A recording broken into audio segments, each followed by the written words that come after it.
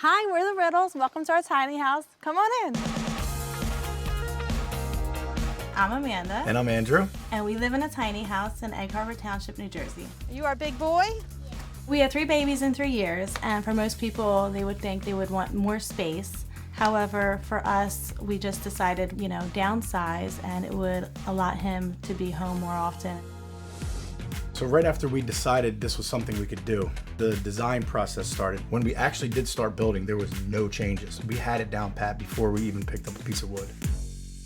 Living in a small space, you don't have space, so you have to sometimes create the illusion of space. And ways we did that are painting the walls white, lots of windows, tall ceilings, and the tall ceilings also allowed for us to have lofts, a loft for the children and a loft for an office.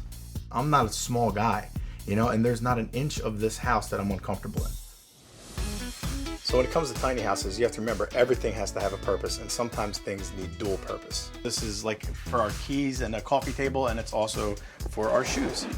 And it's also curved, because in a tiny house you really don't want a lot of right angles because you want to open up as much space as possible. This was an old coffee table that had 2 levels that we just ripped the top off, made it the top here, and made it the top to the bench.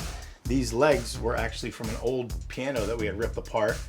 So we just reused it everything we could. The seating chair also sits at a coffee table. We got a piece of plywood and a 2-inch piece of foam, and we stapled it together, and then we just put the fabric on top. So this is really neat because we also use it for storage. This whole space was pretty much designed around this couch. This is where the kids sleep, and they also play. They spend a lot of time here. They really enjoy this little nook that Andrew created just for them.